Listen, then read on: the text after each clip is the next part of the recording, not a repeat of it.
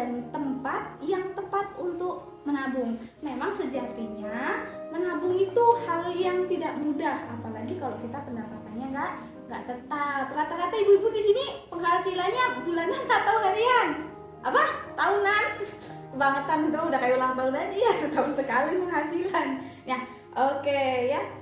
Menabung dengan rutin itu sebenarnya bisa disesuaikan dengan kapasitas dan kemampuan penghasilan kita masing-masing. Bisa harian, bisa bulanan. Yang penting kita harus menyisihkan dari awal. Jangan sisa-sisa terakhir baru kita tabung. Artinya ketika ibu-ibu dapat pendapatan, langsung sisihkan berapa, tentukan targetnya berapa, baru ditentukan berapa harus kita tabung. Tapi ngomong-ngomong, sebelumnya ibu-ibu di sini udah ada yang mulai belajar nabung belum?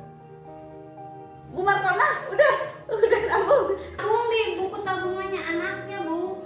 Oh, di buku tabungan sekolah? Iya, di sekolah. Oh, nah kalau Bu Markona lewat buku tabungan di sekolah. Iya, biasanya di sekolah-sekolah TK itu kan ada ya tabungan. Berapa Bu besarnya? Ya, tergantung Ibu. Kadang kalau ada duit kayak 5.000, 10.000, kalau nggak ada ya 2.000, kata gurunya juga nggak apa-apa. Oh, boleh ya.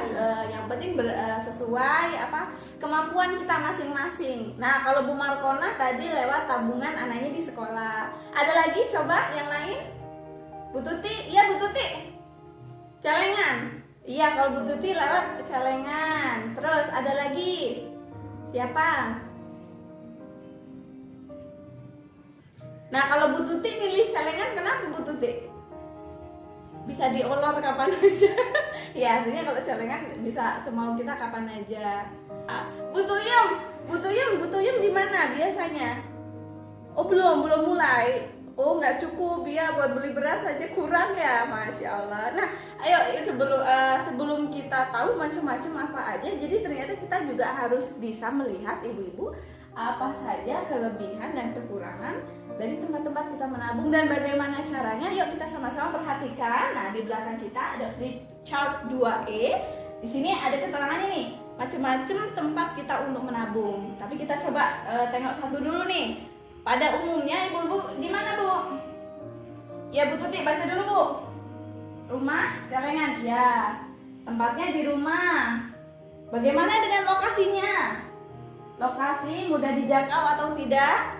Kalau cuma rumah sendiri mah gampang, ya. Nah, terus nih terkait setoran. Setorannya harus rutin atau tidak, Bu, kalau di rumah?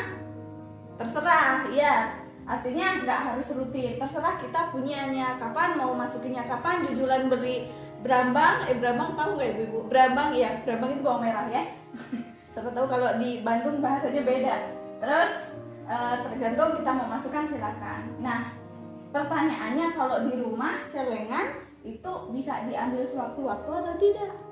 Bisa lah, terserah butuh yang mau tiba-tiba misalnya mau buat bayar arisan, aku masih ada itu simpenan di bawah kasur, ya udah ambil aja, bisa. Terus kalau kita nyimpennya di rumah ada biaya administrasinya nggak, Bu? Biaya administrasi itu apa? Waduh, belum maksud ya. Nah, jadi kalau biaya administrasi itu biaya yang dibebankan kepada nasabah. Tapi kalau di rumah ini nggak ada biaya administrasinya. Contoh biasanya kayak yang ada nih, macam kayak di bank atau di koperasi, itu baru ada biaya administrasinya. Artinya kita harus ada saldo yang terpotong begitu ya. Terus mendapatkan bunga atau SHU. SHU itu sisa hasil usaha. Bunga ini bukan bunga Kamboja ya, maaf. Ini maksudnya bunga tabungan seperti itu. Jadi kalau kita nyimpen selama setahun, uang itu dikelola, kita dapat bagi hasilnya seperti itu. Dan yang terakhir, ada risiko dicuri atau enggak? Kalau misalnya nyimpen di rumah, ibu jalan-jalan ke Jawa misalnya, rumahnya tuh lupa dikunci, dibobol maling, kira-kira bisa hilang nggak? Bisa. Nah, jadi kalau kita nyimpennya di rumah menggunakan atau dengan celengan, maka seperti itu. Bagaimana kalau kayak Bu Markona tadi, Bu Markona lewat tabungan sekolah anak? Bagaimana dengan lokasinya? Mudah dijangkau atau tidak? Mudah, Mbak. Setorannya harus rutin atau tidak? Nah, tadi kata Bu Markona nggak harus rutin juga. Bisa diambil sewaktu-waktu. Nah, biasanya kalau misalnya simpanan pinjaman di sekolah, Bu Markona kapan diambilnya? per semester ya? Iya, berarti per semester artinya ada waktu tertentu yang boleh diambil. Biasanya kalau sudah 1 semester baru boleh diambil. Kalau enggak, kalau belum sampai 1 semester belum boleh diambil. Namanya juga tabungan. Ya, ada biaya administrasinya atau enggak Bu Markona? Ya Bu, ada biaya administrasinya enggak anaknya waktu nabung di sekolah? Enggak ada ya? Betul ya. Jadi kalau sekolah enggak ada bunganya juga. Ada resiko dicuri nggak Bu? Dicuri sama gurunya? Nggak mungkin, masa ya gurunya nyuri ya. Insya Allah kalau tabungan di sekolah lebih aman. Selanjutnya nih, ada juga menabung dengan sistem arisan. Gimana Bu kalau arisan? Sama nih, kalau arisan, kalau checklist hijau itu artinya bisa ya, lokasinya mudah dijangkau atau enggak. Kalau ibu-ibu arisan komplek, misalnya arisan PKK atau arisan ibu-ibu PKH, kan bisa ya, mudah dijangkau. Setorannya harus rutin, iya. Kalau contoh nih ibu-ibu PKH, misalnya ada arisan berkelompok, itu rutin kan ya, rutin setiap bulan. Bisa diambil sewaktu-waktu enggak kalau arisan? Nah, kagak bisa Bu kalau arisan mah. Kalau kagak nembus berarti kagak bisa diambil. Biaya administrasi, nah kadang juga ada arisan ya, ada biaya administrasinya karena ada yang mengurusin atau menyimpan uangnya. Selanjutnya ada nggak Bu bunga atau sisa hasil usahanya kalau arisan mah? Nggak ada ya? Nggak ada. Ada resiko nggak dicuri?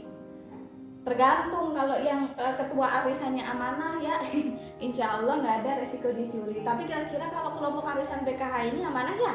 Amanah, alhamdulillah. Selanjutnya ada apa lagi nih Bu? Ya coba Bu Tuyem dibaca Bu Tuyem. Kelompok simpan pinjam PKK Desa Wisma. Nah ini juga bisa ya. Hampir sama, cuman bedanya kalau kelompok simpan pinjam itu tidak harus rutin ya. Mudah dijangkau, setorannya tidak harus rutin. Setelah itu bisa diambil sewaktu-waktu. Bisa. Ada biaya administrasinya. Nah, kalau ini ada. Kira-kira ada bunganya nggak Bu kalau disimpan pinjam? Tidak ada ya. Dan ada risiko dicuri? Ada juga, sama. Jadi kalau pengelolanya tidak amanah bisa aja dibawa kabur. Ada yang punya pengalaman uangnya dibawa kabur? Nggak ada. Oh, karena belum ada yang sempat nabung di situ ya. Dan selanjutnya adalah koperasi ibu-ibu. Coba tengok dulu sebentar. Koperasi, lokasinya mudah dijangkau atau tidak? Mudah, tapi ya tergantung. Kalau memang di desa ibu-ibu sudah ada koperasi mudah dijangkau. Tapi kalau misalnya di desa tidak ada koperasi, ya terpaksa harus ke desa lain atau ke kecamatan. Seperti itu. Setorannya harus rutin nggak Bu? Kalau di koperasi? Rutin ya, maka harus rutin. Bisa diambil sewaktu-waktu ya, bisa.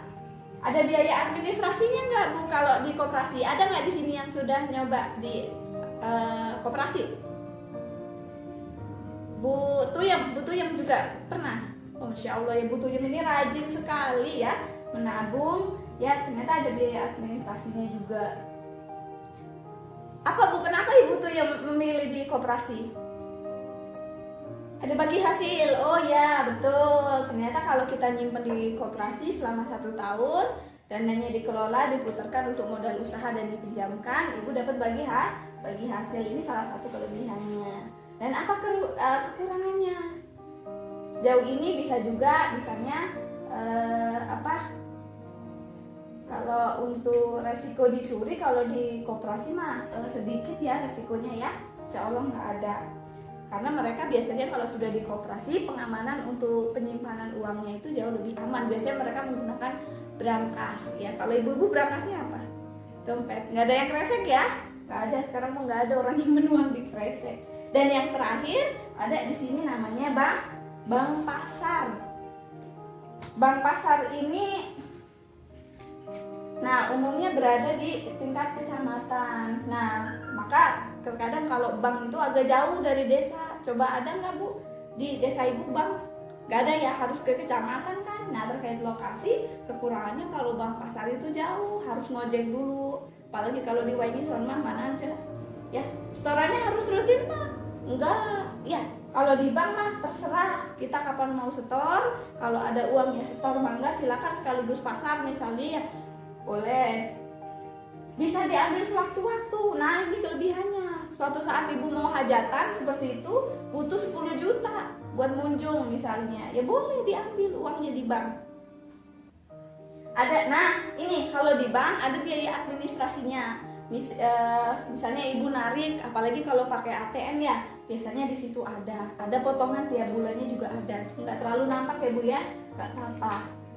Nah itulah tadi ibu-ibu tempat yang bisa menjadi pilihan untuk kita jadikan tempat untuk menabung. Dan tadi kita sudah pelajari ada kelebihan dan kekurangannya masing-masing. Tinggal ibu pilih mana kira-kira yang paling cocok, yang paling sip lah buat ibu-ibu kalau mau nabung pakai yang mana. Karena tergantung kebutuhan kita masing-masing seperti itu ya. Karena udahlah, saya mah biar gampang sekaligus anak sekolah titip toh aman juga.